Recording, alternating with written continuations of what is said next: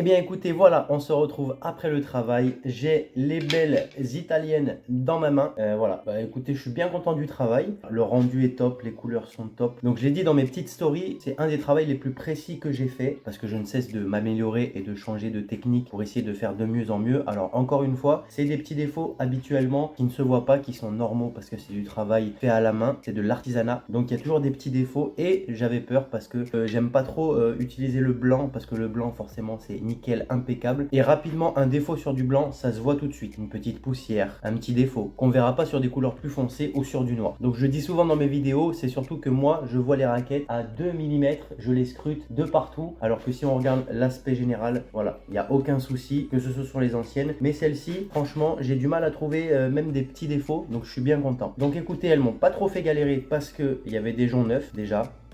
Ça c'est le top. Après c'est normal que vous m'envoyiez des raquettes qui ne sont pas neuves. Une fois qu'on les a achetées, on a déjà fait une belle dépense. Donc on préfère attendre un petit peu. Donc c'est vrai que 90% du temps, j'ai des raquettes d'occasion qui ont joué depuis 1 an ou plus. Donc parfois les joncs, surtout les œillets où il y a eu les nœuds, sont bien ouverts et ils sont un petit peu galères à remettre. Mais bon, ça se fait, c'est pas un souci. Donc les raquettes étaient pour Eric qui est sûrement licencié à Carnon. Donc je vois marqué SES Carnon. Je sais pas si c'est son club. SES, peut-être que c'est son boulot, je ne sais pas. Et donc pour les différencier, souvent je propose pour les personnes qui me font faire 2 ou plus de raquettes identiques, je leur dis que ce serait bien, après ils font ce qu'ils veulent, hein, de mettre un petit détail, un numéro, ça peut être sur l'embout, ici on l'a pas touché. Et là donc du coup il était parti sur tais-toi et joue, parce qu'apparemment comme beaucoup, il parle beaucoup sur le terrain. Et donc sur la deuxième, on s'est mis d'accord. Il m'a dit ouais, c'est une bonne idée et du coup on va mettre joue et tais-toi. Voilà, écriture simple pour se concentrer pendant qu'on joue. Voilà, écoutez, bien content du résultat. J'avais peur pour le clash aussi parce que le clash est creusé. J'avais peur de mal poncer, de remplir avec trop de vernis, tout ça, mais franchement, non, j'ai bien géré. Je suis content, le résultat est top, le visuel aussi.